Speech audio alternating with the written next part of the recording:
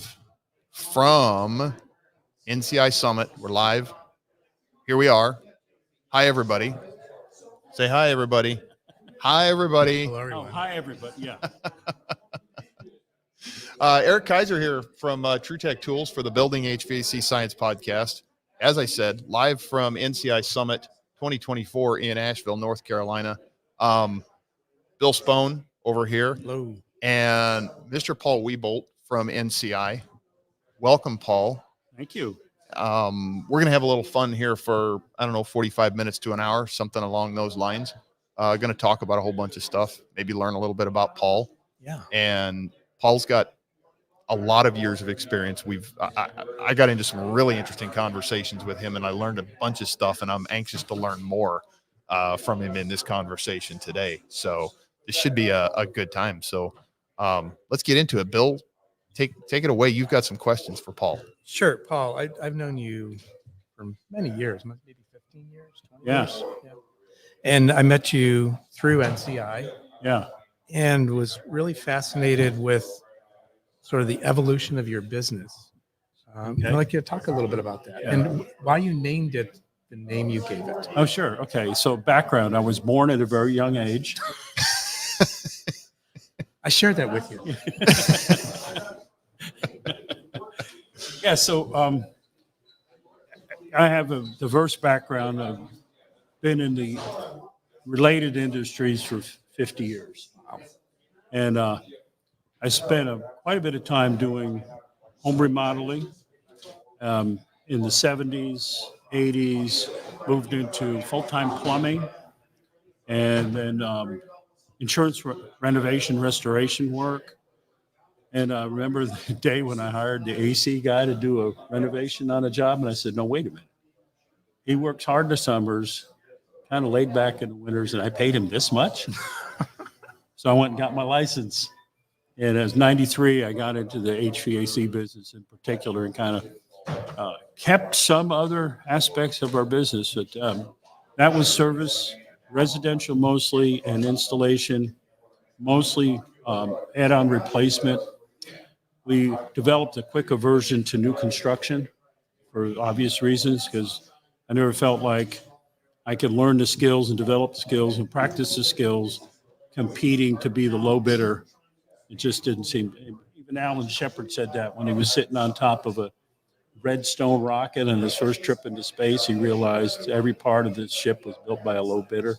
Ooh, that's a scary scary thought right there. It is, especially when you're strapped in and it's pointing to the sky. And, you know, You're underneath a giant other bomb. people have that button on the countdown.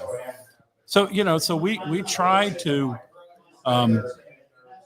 target our market to some kind of skill building and opportunities where we could, learn and perfect our craft rather than just get into the sausage making business, if you will. Just grind, and case and sell another one. It didn't take very long for me to realize one thing. One of my best mentors, a guy named John Haldenstein out of Austin, Texas, he introduced me to the idea of load calculations right from the start. You need to do a heat load on a house. So I didn't know that most people didn't do that. So my introduction was, hey, I'm going to do this every time, and I've done thousands of them since then. It's a very interesting way to get into the business, realizing you have to kind of map out your target before you start loading and shooting at something. So you were tricked into doing this. I was led to believe that everybody's doing it. Yeah. When I used to tell that to my mom, that didn't work. So it's kind of different. But soon after that, I realized there was other aspects of the industry. So I developed first company was Tradesman Heating and Air Conditioning. And let's say 6 years later, I developed a sister company called Trade Winds. And that was first to be an alternative energy company. I actually went to Africa, and I was on a sort of a agricultural mission, alternative energy, water pumping, solar kind of stuff. And I said, I really want to ride that crest of that wave in America because I see we need to make some changes in the way we consume energy, all kinds of reasons behind it. So in '99, I developed a second company, Tradewinds Appropriate Technologies. And I immediately found out that we're not ready for this culturally. We are not ready to go off the grid. I mean, there are some people that go off the grid and you never see them again. And every once in a while they ride by on a Buffalo or something. And, but it's just not mainstream. We read stories about them later on. Yeah. So I refocused my attention. I had these two companies going and I decided we're going to get there, but we're going to have to take baby steps. Mm-hmm. So, and the analogy works pretty good because we need to have a smaller footprint if we're going to go to any kind of alternative energy. So the baby steps to get there is how do I wean myself off of this mega consumption in my home? Well, what's the elephant in the room? I got an AC business and I found out that we're the elephant in the room. If we don't get the operational control and design of these systems down to where they're very efficient and manageable, downsized, we're never going to achieve any kind of hybrid off the grid or totally off the grid. I have since done totally off the grid, solar powered, geothermal, heated and cooled, 2,100 square foot type houses that with rainwater collection that are completely autonomous with a backup generator for the time that the cloud cover comes over for 7 days and it's 20 degrees out. Mm-hmm. But I actually had a call from a client of mine that when we had the big freeze in Texas mm-hmm. and power outage was mass, hundreds of square miles. He said, Paul, I'm sitting in here. The lights are on, the heat's on, water's working, and charging my cell phone. I'm calling all my neighbors who have no heat, no lights, no phone chargers, and I'm inviting them over to the house. I want to tell you that everything that you put together in this comprehensive design is working, and I'm off the grid, and they coming back.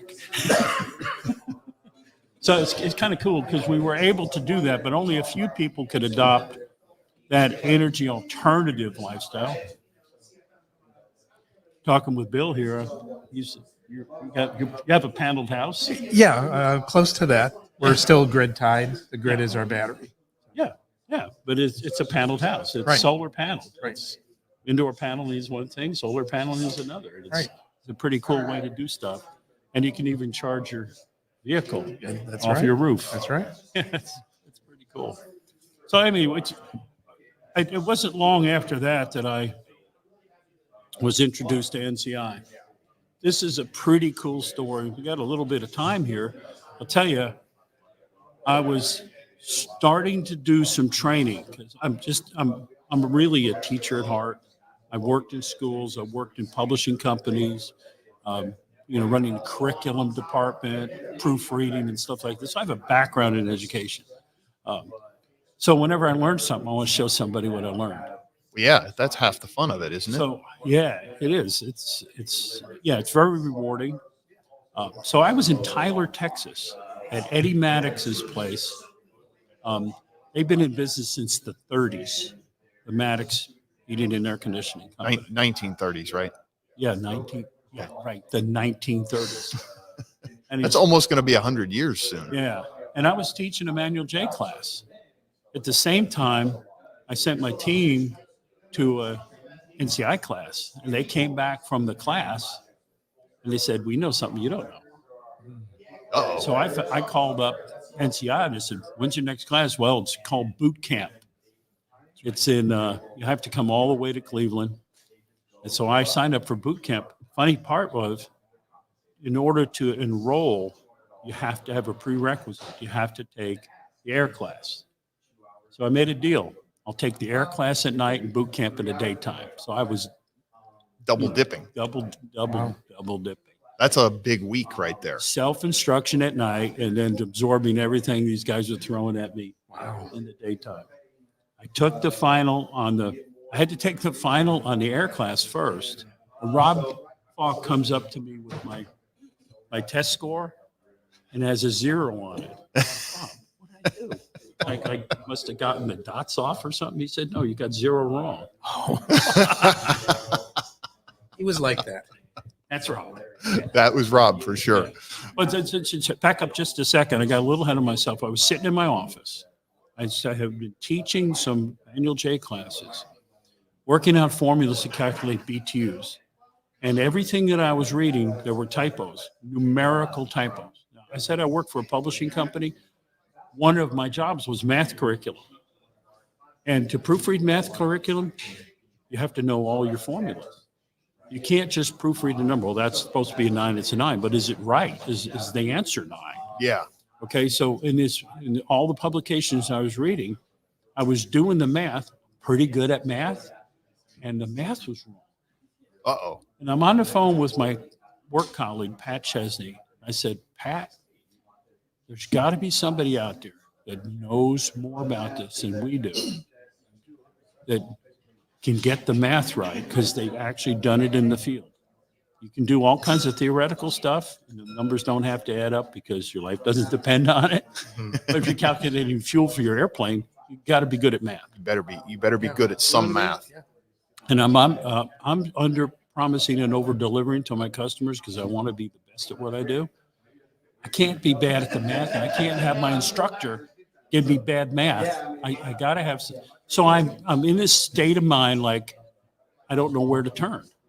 And literally I had a stack of unopened mail and junk mail sitting on my desk.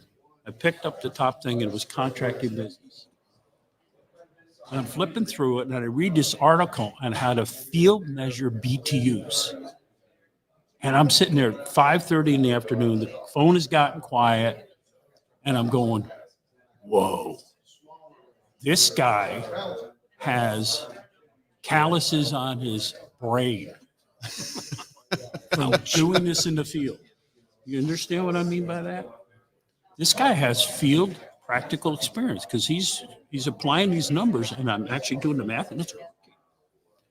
So that it was too late. I'm in Texas, so I call in the morning, and that man right over there, Dominic Carino, answers the phone. We're on the phone for an hour and a half. He was born and raised in Queens, New York. So was I. He delivered Newsday, the local Long Island newspaper. So did I. And he came from a publishing background. My dad was the vice president of Barnes & Noble. Okay? And I was a proofreader and editor at a publishing company. And he's moving into HVAC migration. So did I. It was like, you're a brother from a different mother. Yes. Did you two know each other growing up? Not at all. Not a bit. Not at all. But when we connected, okay, you want to add 6 degrees of separation to get it even closer? Dominic, later on, we got involved. I started doing teaching with NCI in about 2005 or something.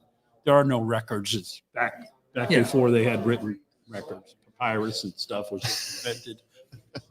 But Dom and I are meeting at Austin Energy. We're doing some like pilot program type stuff and interfacing with utilities because they have a stake in this game to save energy in a real way. And most wish-a-want programs don't do that. They collect ratepayers pay for programs because they can raise the rate and then give away the money back to people. So it's not in robbing Peter and paying Paul. It's robbing Paul and paying Paul. Okay. And it's more than just you, Paul. Yeah. Okay. Yeah. If it was Paul. So Paul got paid either way. I don't care if Peter's it's flowing this way, but Yeah. Okay. So here's what's going on. We're having this meeting scheduled, and we're sitting in a restaurant in Austin, and there's an Andy Warhol picture painting on the wall. It's this eclectic restaurant in Austin. They all are. Yeah. But this is renowned for its breakfast. So we're having an early morning breakfast. And I said, I got a story about Andy Warhol. My brother's mother-in-law, her name is Carol Baker, famous actress from the 50s and 60s. Okay. And she has a Warhol. Okay. And her son offered to take it off the wall, protect it for it. He brought it home to Palm Springs or something. You know, I'm going to look out this $1.5 million painting. Mom, let me take it home. Keep an eye on it. Yeah. Yeah. I'm telling the story to Dominic, and Dominic says, Carol Baker? And it's like this Niagara Falls thing, slowly I turn. He says, my sister went to high school with Carol Baker's daughter, Blanche, in Italy at the American School in Rome. I said, well, Blanche is my sister-in-law. And these two hadn't seen each other for years. I gave him Blanche's number. He gave it to his sister. They got back in touch. She was living in Connecticut. My sister-in-law was in the Bronx. They hadn't seen each other since Italy. Wow. So, I mean, it's kind of this meant to be kind of stuff. Yeah. It's pretty fascinating. It is. Anyway, in the course of human events, we've been developing these things. Specifically, the black hole of the industry is design. There's a tremendous aversion to adopting the idea that if you're going to measure it, you have to design it, because you have to develop a target. Yes. To test to see if you're within the parameters of your design. If you don't have a target, you can measure anything and call it good, but still you're not constrained to that target. You know, there's boundaries, there's parameters that you can be within tolerances, but I can hit the broadside of a barn in air conditioning. But if you can put the bullseye on the barn and, you know, aim at it, measure your results, then you get the satisfaction of closing the loop. I think I've heard it described in the way that there's such a thing as quality control and quality assurance. And the definition is important. Quality controls mean doing the same thing over and over and expecting the same results. And that's good. If you're Toyota and you're building a floor mat and an accelerator pedal and you get it right, then when you push the accelerator pedal, the floor mat doesn't catch on the accelerator pedal and then drive your car through the window glass. It's a good thing. If you're really good at quality control, if you get it wrong by a order of magnitude of 18 million vehicles. You recall. If you get it wrong in one model, then it's a million, but the recall has to go to 18 million because the press got a hold of it and they amplified the callback into this major meltdown. Don't try a Toyota, it'll kill your mother. So that's quality control. Quality assurance has a feedback loop. That's the part I like about it is you build it, you design it, you build it, and you test it. And the stakeholders have a voice, like, cockpit resource management. A lot of planes are crashing, and the industry learned that the co-pilot was intimidated by the rank of the pilot, so they wouldn't say anything when they're about to fly into a bridge in Washington, D.C. We had relatives on that plane. I had been at a Christmas party with that family that was in that plane. Wow. And when they drove into the bridge, I also had a friend who was a pilot who gave me the transcript from the cockpit recorder.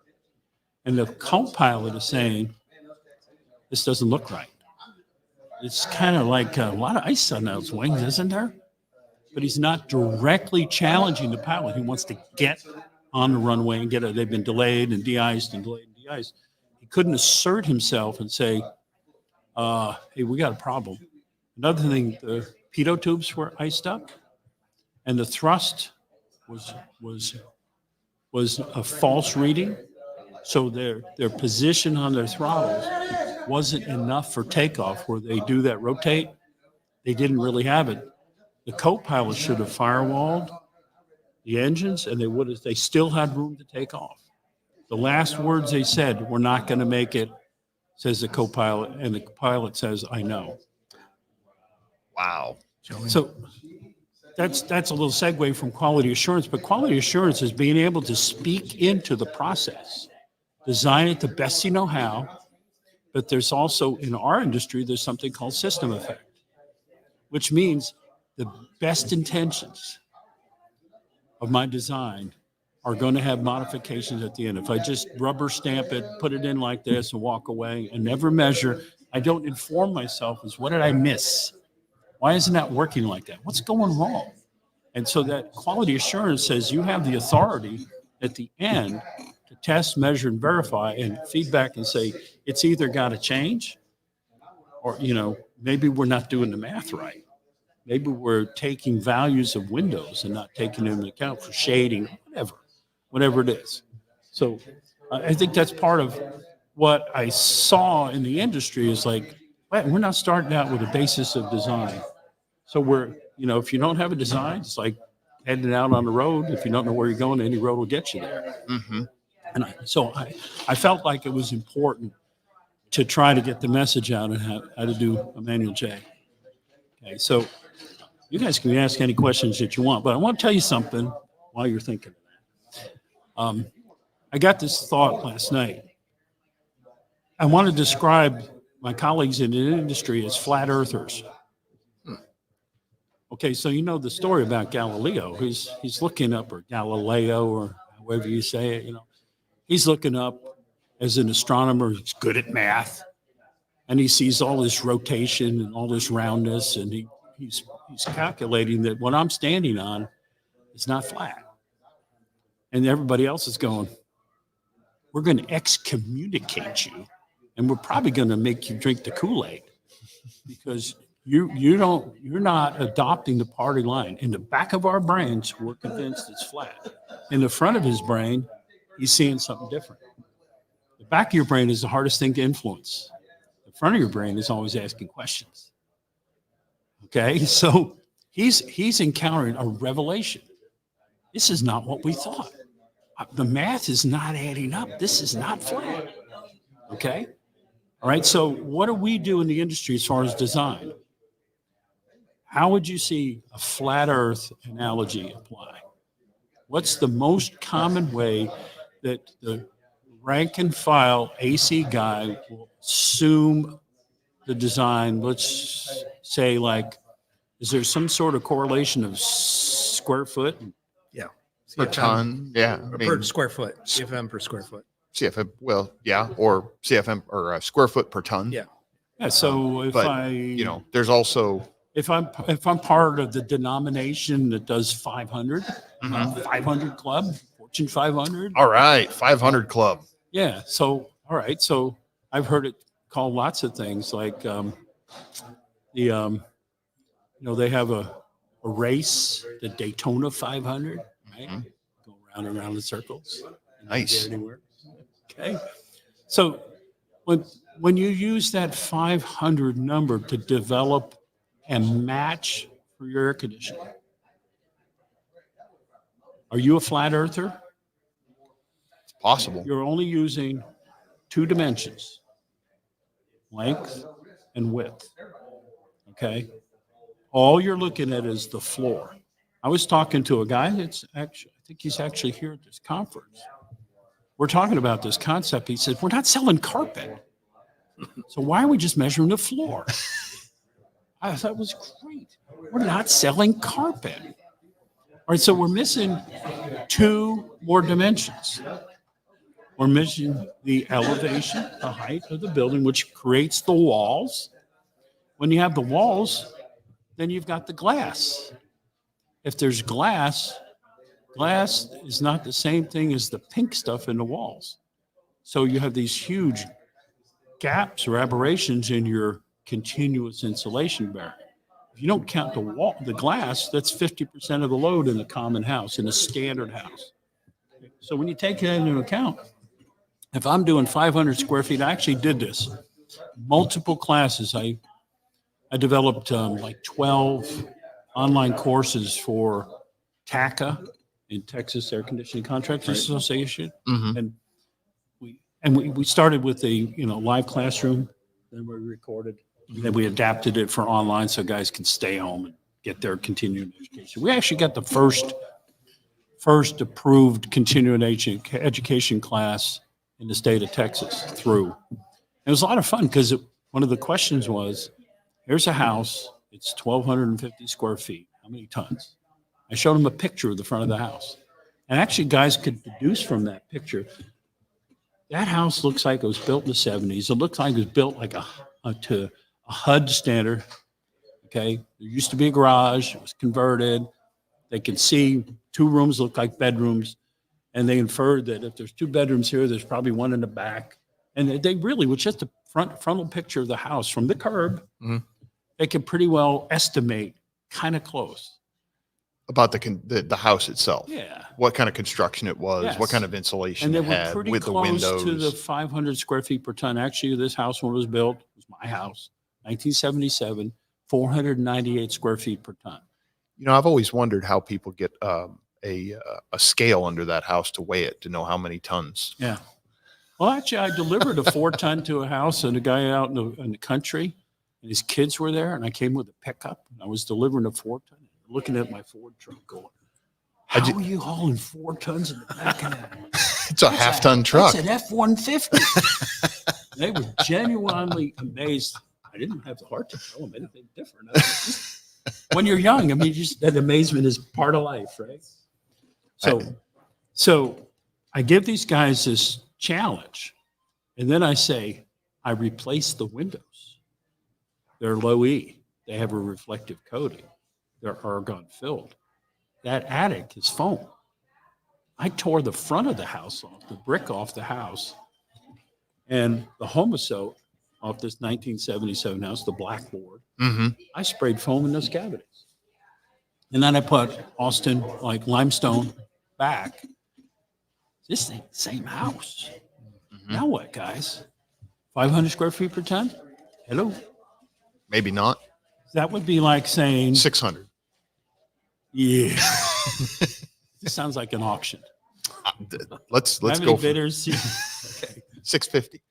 Yeah. Okay, maybe I'm gonna play a game here real quick, and I'm gonna go 1,300 per ton. Yeah, I could do it with a dehumidifier. Really? Yeah. But I didn't do that. The dehumidifier came long after the install. We did geothermal, so we got huge latent capacity with geothermal because we're water cooled and it's a different beast. But it was like 750. But there's another story to that square feet per ton, and it's that a nominal ton is not a actual applied ton. A ton of air conditioning has a specific definition. You know what it is, don't you? 12. The suction temperature converted from pressure is 40. The discharge temperature is 105. And the airflow across the heat exchanger coil has to be 400. If you take all those numbers at exactly those conditions, you get 12,000 BTUs.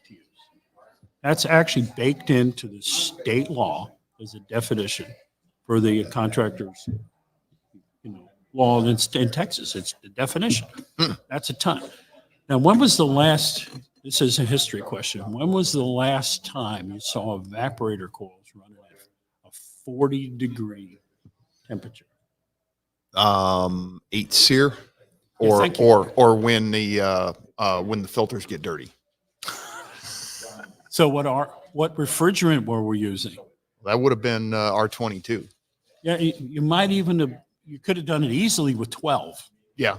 At 22, we started to migrate away from that with 22. And in the early days, when you had fin spacing of 10 to 12 fins per inch, and excellent airflow, good heat exchange, you could run a cold coil because you weren't running marginally all the time. When you get a little water on the coil and you got 16 fins per inch, you know what happens to the resistance of that coil? Yeah, it's static pressure. It climbs like crazy. Tremendously. Yeah, so we're and as this evolution has taken place, in order to meet the EER or SEER, which is a magic number, right? Have you ever seen the formula for SEER? I think I have. Yeah, it's how many pages and how many How many X factors are in there, right? A couple, one or two. How many stakeholder factors are in there? Uh, Is that an unfair question? no. Stakeholder, It's a stakeholder statement. factor. Yeah. Is that a plate? Yeah. Stakeholder. Yeah, well, there's Bill's science. going to kick me off here in a minute. He's going to be like, "You Where's got to the mute stop button? this." I get all those over here. So you can't kick them under. That's why the double tables. True. He might be able to kick me. Yeah. So I think we'll do more cheesy jokes and then he'll give up because I started something. I got to stop it. Yeah. So in order to get SEER or EER, which is a more realistic real-time number, you have certain limitations. And the driving force is policy, not practicality. Mm-hmm. So, and I've worked a lot with engineers in-house at major manufacturers. I've worked a lot with utilities. I've done, measurement and verification programs on 5,000 houses in the Dallas-Fort Worth area. I have a lot of data. The Energy Conservatory loved me when I called them up and I said, I got 5,000 houses to do blower torque tests. You interested in the data? No, probably not. Oh, yeah.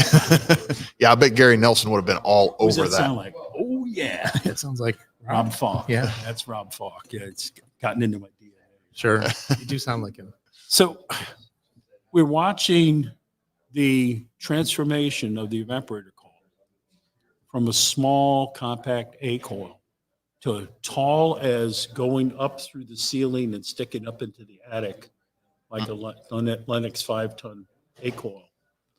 Big. This is, as tall as a teenager. They're almost, some of them are bigger than the furnaces they're sitting on now. Exactly. So that surface area gives you great efficiency, BTUs and watts. But what you're losing is your latent capacity. Mm-hmm.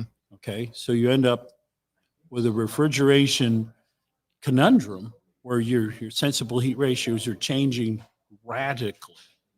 And those work great in dry climates, right? I love high desert, 450 CFM per ton. I've worked on projects in Nevada, Henderson, Nevada, and I'm going, wait, you guys don't measure grains of moisture, you measure grains of sand. This is incredible. I mean, you can firewall that fan and get cooling capacity and you need it because you're in high desert, high altitude, air density. Yeah. But everywhere else, we lost our control of the sensible heat ratio. What do you think that has done to energy usage, losing the control of that sensible heat ratio when we're talking about overall energy usage? Do you think that the higher efficiency equipment has actually done what was set out to do with going to higher efficiency, or do you think that's actually cost us in having to run more equipment like dehumidifiers? Okay, that's a great question. So let me give you a word picture. Because you got a lot of data, and data is a great thing too. I'm going to do carbon dating on you. Okay. Okay. Did you ever have an Etch-a-Sketch? I did. Okay, so you're within the realm of we can relate to this, right? This is Okay. way before the iPad, right? I've had a couple of those too. Yeah. Okay.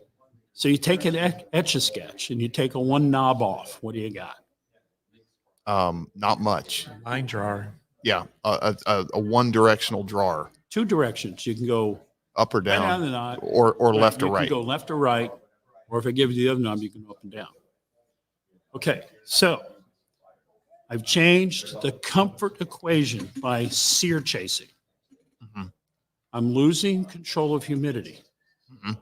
Okay, I give the thermostat a one knob Etch-a-Sketch and tell them to solve two problems: temperature and humidity.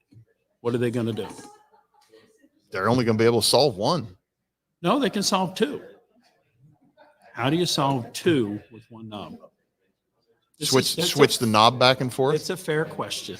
There is an answer. All right, So you gotta put on your thinking cap now. I'll bite.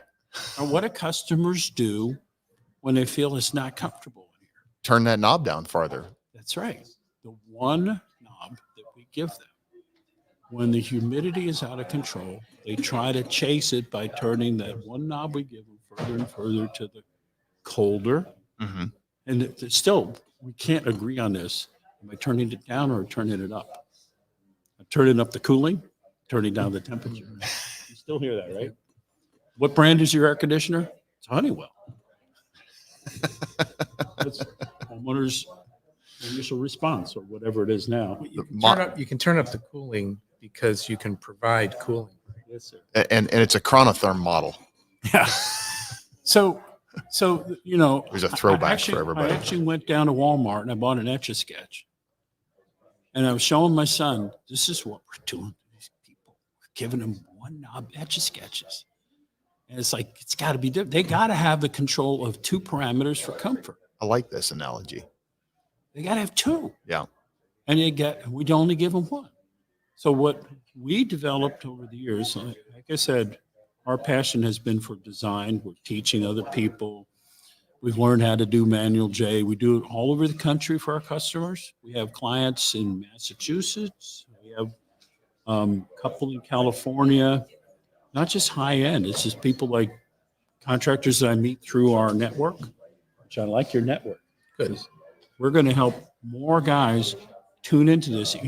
What we decided we could do is teach them or do it for them. But we just don't want to do it for you. We want to teach you, do some for you, but we want to get you to go solo at some point because you're going to need to do this so you can own this. Right? Teaching to measure and verify, test and balance, but also do the design side. So the idea is to be able to capture this control of things. And what we found out is we have to build in a dehumidifier into the standard operating procedure. Because we just had a conversation with Ben Lipscomb about what's going on with electrification. Mm-hmm. Heat pumps are taking over the world. But heat pumps have a delta T of maybe 28. Mm-hmm. Replacing a furnace that had a delta T of 65. Mm-hmm. What do you think that does to your ductwork? What do you think that does to the comfort feel in a room? What do you think that does to the disparity between a dedicated fossil fuel furnace and an air conditioning unit? You only can have one, and you have to decide, am I going to oversize for cooling in a cooling climate or undersize for heating in a, you see what I mean? It's a conundrum. And it's a challenge for every contractor out there that's trying to do heat pumps, especially in cold climates today. Well, we're doing heat pump training in California with NCI. Mm-hmm. We're doing manual J training, and these guys are going. We're doing like for like swaps. Yep. In a utility sponsored program, and we're getting blowback from the customers because my condenser swap out to a heat pump just cut my heat output in half. Mm-hmm. Because my furnace is always twice the size by convention, because your airflow needs to match your condenser. Mm-hmm. And usually you'll get like a 4-ton, you'll need, 80, 100,000 BTU furnace.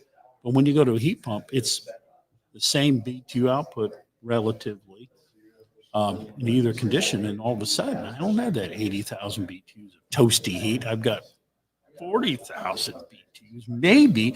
And on a cold day at Mammoth, I got 19 or 10,000 BTUs. Mm-hmm. So my heat comfort equation has just collapsed. Well, you got to be real careful putting where you put that cooler air now.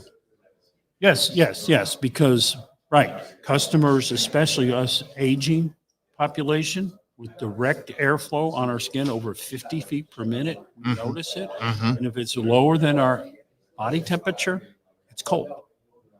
So now you're adding manual T into your design classes? Well, yeah, that's funny. Now, I read Manual T, my favorite HACA manual ever written. It was written by a community college teacher, a shop class guy. It's very different language, different approach. Not an engineer. I don't even think engineers. I've actually met some with a personality.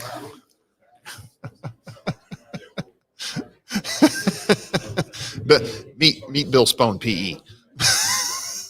Well, I met a guy who was working on a utility program, and he was the first guy that wasn't an engineer. Okay, Doug Garrett. Did you ever meet him? Yeah, you mentioned it. Yes. Okay. He was addressing a group of engineers, a large conference, and they asked him for his creds.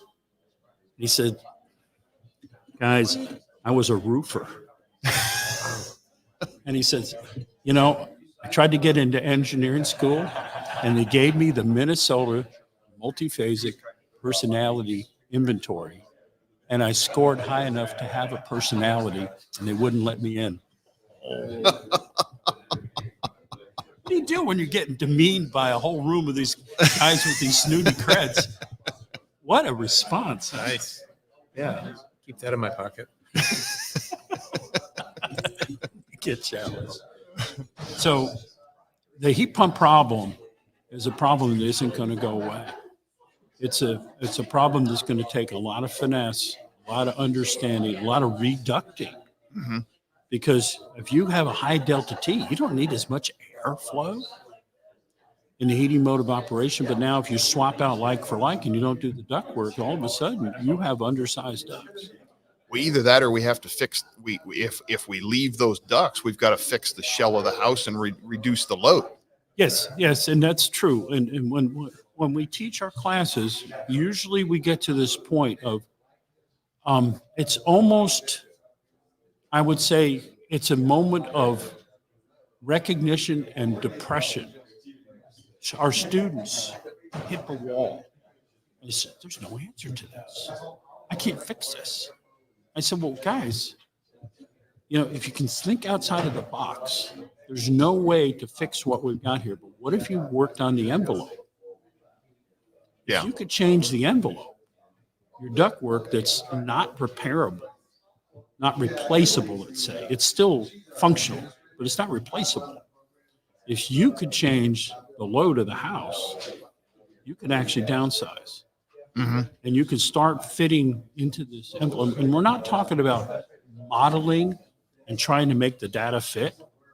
We're talking about physical changes so that our measured data at the end does come out right. Does that make sense? We use our software to do computer modeling, and it's also a great sales tool, because you can show what would happen if we changed the window glass. What would happen if we added R49? That's another interesting topic. When I got into the industry, R19 was like the coin of the realm. What happened is it climate change that now R48 is and R30 is like minimum standard in a lot of places? How did we get from 19 to 38? Is it a different kind of insulation with the same R value? I think the regulation builders just decided to increase it to try to minimize heat transfer. Stakeholders. If I'm selling you electricity at 3 cents a watt, okay, and it's plentiful and we have energy resources like there's no tomorrow, Mm-hmm. I'm going to tell you R19 and sell you a lot of cheap electricity, and the more I sell, the better. But when it becomes a limited resource, supply and demand is under stress, I'm going to say, hey, I'm going to raise the rates and let's do R30. Mm-hmm. That's a stakeholder solution to a engineering problem. Fair enough? Okay. And so if you look at EPA, the same standard house that would correlate to an R30, they're recommending R48. Mm-hmm. Same house, same climate region. Interesting. Well, it's two different aspects of looking at the same problem. Mm-hmm. So the code references have stakeholders. The EPA has, trying to save the planet. So it's different. I'm not selling you a commodity. So I'm saying, yeah, ideally this should be this, but the builders are pushing back too. The national pushback and code development can be stakeholders who are building that want to keep the cost down to a value engineered solution. And it's not, I understand that. If you want to sell what you can to the least code requirement so that your cost of materials is under control. when we change a code, what happens to the builders? They have panic attacks because you just moved their cheese. You just changed the game. They don't know what their captured costs are. They don't know what kind of rate of return they're going to have on the building the house. They don't know if they're underwater. And it takes a long time for them to change the process to get things under control again. So now you're in unstable flight. And for any businessman in an age like this, where the value of the dollar is going down and the cost of interest is going up, you can't afford to change. Does that make sense? Mm-hmm. So, there's just a lot of stuff here, but Yeah. kind of. So back to the dehumidifier thing, like, or dehumidifier, like you're not, so now you're teaching dehumidifiers, you're putting dehumidifiers in these designs. Do you see that using as much or more energy than what we had on, say, an 8-seer when you add together your cooling plus your dehumidification costs now? I'll answer you with a cagey answer. Okay. I have concentric rings in my target. Mm-hmm. Comfort is the center bullseye. 100%. Okay. If I do a really good job of designing my ductwork so I have an efficient delivery of my BTUs, capturing and not wasting, then I know I'm saving energy. Okay. If I design precisely on my manual J and manual S, then I'm using the least amount of compressor. So when it comes on, I'm certainly not sucking more watts out of the grid than I need. Mm-hmm. So efficiency is a subset of what I do. Because I mean, people buy a Lexus not because it gets MPG, right? They buy it because it has this incredible sound when you shut the door. And Or then sometimes lack of sound. Well, that's the sound. We actually took the sound liner from Alexis, which is pretty incredible material. We had this high net worth individual customer who wanted to build a log cabin. They wanted to have a secretive cooling system installed that you couldn't see, hear, but you could climate control it, and it's a log cabin. And he was 8 miles from the nearest electric pole. So we put in a CAT generator. Right? It had a English 8-cylinder Ford engine. It was running on propane. They didn't want to do diesel. They didn't want to smell the diesel. We had concrete block walls filled with sand as a sound barrier. We're 400 feet away, burying cable into the ground. And I was told where we put this air handler, they can't hear it. So it's a 2-room cabin, dog trot style. So it's got like sleeping quarters and common living spaces here with a breezeway in the middle. They call it dog trot in Texas. So I put the air handler under the dog trot. I used the Lexus insulation to sound blanket it, and we put the stuff on equipment on springs with PVC pipes full of sand. There's no low frequency conduction. There's no high frequency conduction. We actually had the builder put his ear on the floorboards of this deck. He could not hear the thing running at high speed. Wow. So that was the Lexus thing, but people buy comfort as a luxury. But, that's what they really want. Why do we have central air conditioning? So we can save the planet? Now, if we wanted to reduce energy usage, so we can live in the South. Yeah. So how are we doing on time? We're doing all right. We're up to about 50 minutes. We've had a few people bouncing in and out watching here. So we got about another 10 minutes or so we can go for. So ask me some questions. You're taking notes. Bill's got notes. I was taking notes. Going back to the smaller energy footprint, Sure.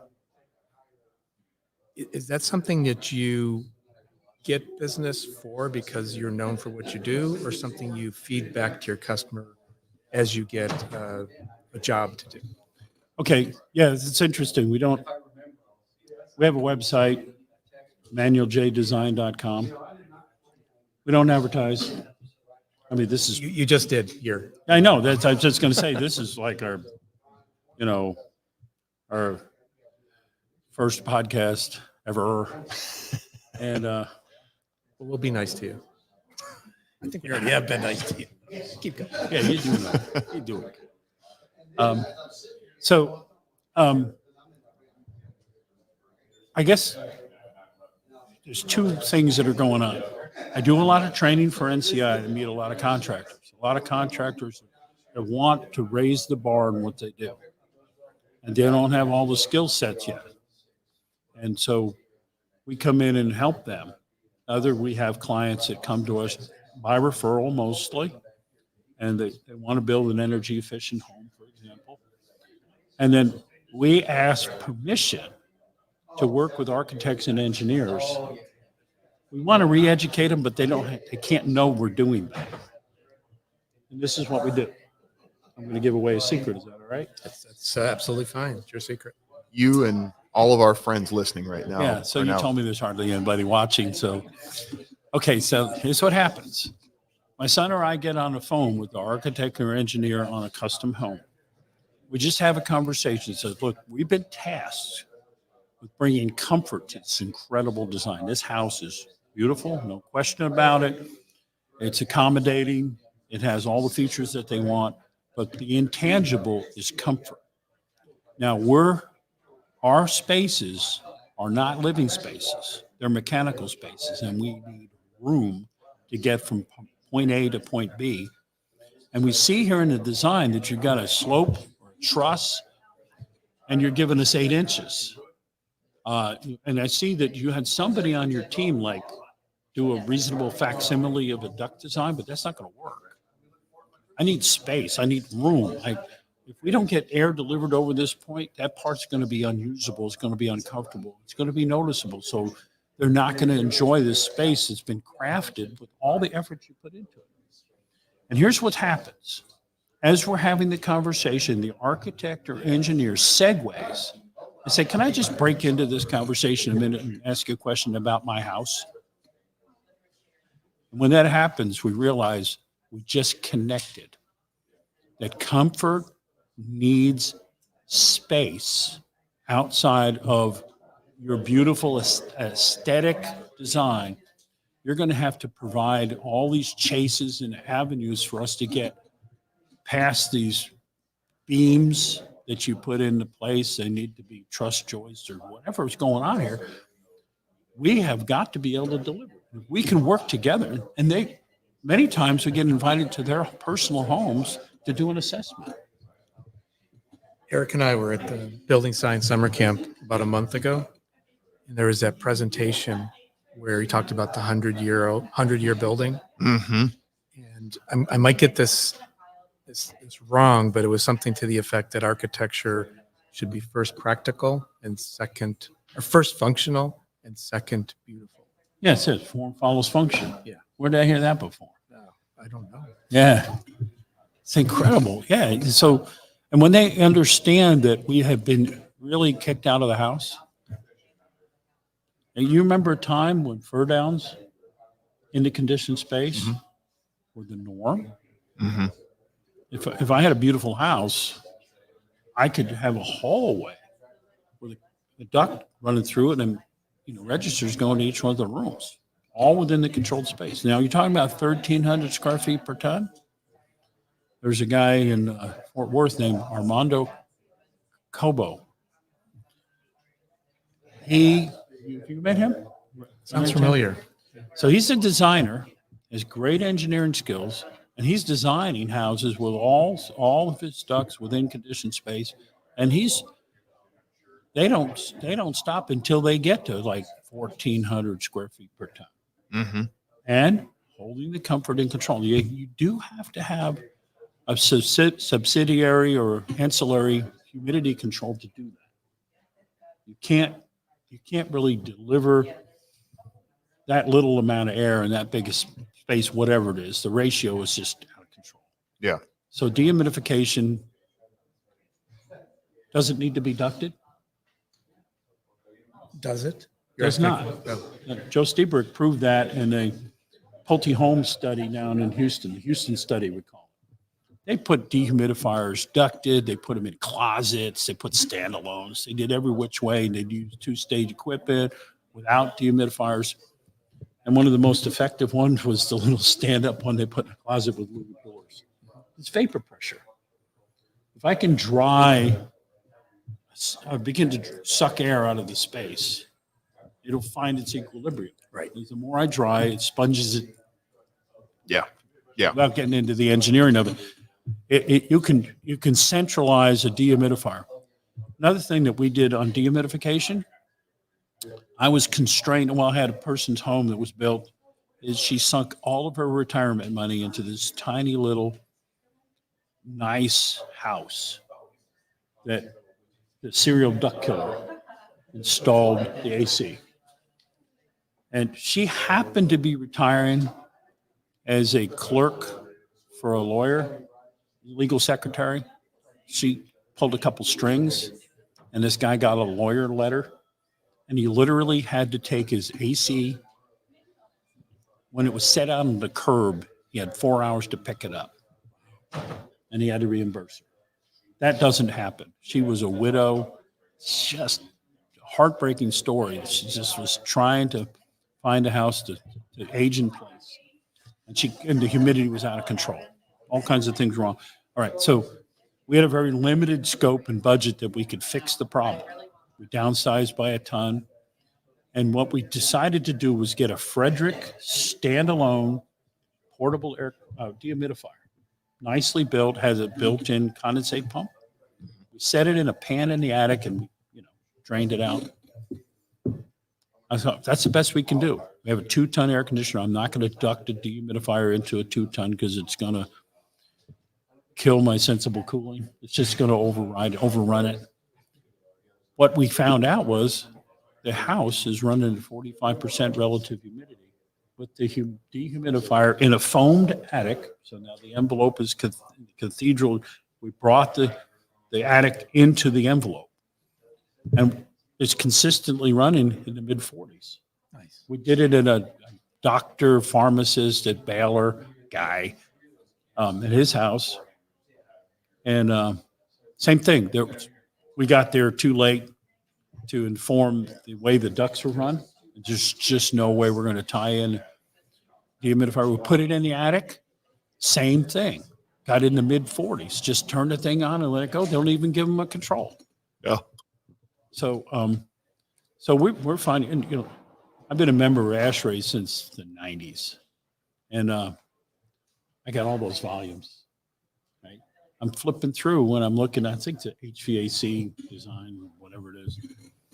There's a ASHRAE comment that says that the standard air conditioner off the shelf will not get you below 55% relative humidity as built. It's just, it's like this warning statement that Surgeon General has determined that if you operate with these efficiencies, you will not get it's just not. They call it dehumidification is a consequence of space cooling. Yeah. Which consequence means it follows with, but there's no etch-a-sketch dial to control that. So, you can do it without precise design and stuff, but really a dehumidifier in most applications where you have to deal with excess humidity, especially in a high efficiency house, the sensible heat ratio changes the indoor humidity, showers, respiration, plants, Cooking, whatever. Cooking, yeah. Yeah, cooking and everything. You get 60-40 sensible heat ratio. And there is no standard off-the-shelf air conditioning system that will do that. Dehumidifiers take up the slack. Yep. Yeah. Well, we're running up against our time limit here, so we're gonna have to wrap things up. You need to put another quarter in the thing, or what? I'm not sure. It's now qubits is what you would put in for measure questions. Qubits for measure questions. See Joe Medosh. Yes. You got qubit questions. I'm not in charge of the schedule. I was just told that this was the time slot we get, so Okay. that's what we get. Yeah. So All right. So where do I What, tap my card to give you a tip for this? any last thoughts or No, comments just- from people from? Well, I just want to say meeting you guys and being able to exchange ideas like this has just been a real pleasure. I really appreciate it. I think everybody in our industry needs to focus on how do I get the skill set of design, either have somebody do it for me or learn how to do it myself. It's not that hard. I'll tell you what we have developed. We've developed a 3-day class with laptops provided, with software that's unbridled, it's full version, not a demo. We set it up around the country. We get guys going up and running. They don't have to borrow their daughter's school laptop and get the password and all that stuff. We're up and running. We teach them in 3 days to do manual J, S, D, and T. And I think that's a great way to get off the ground.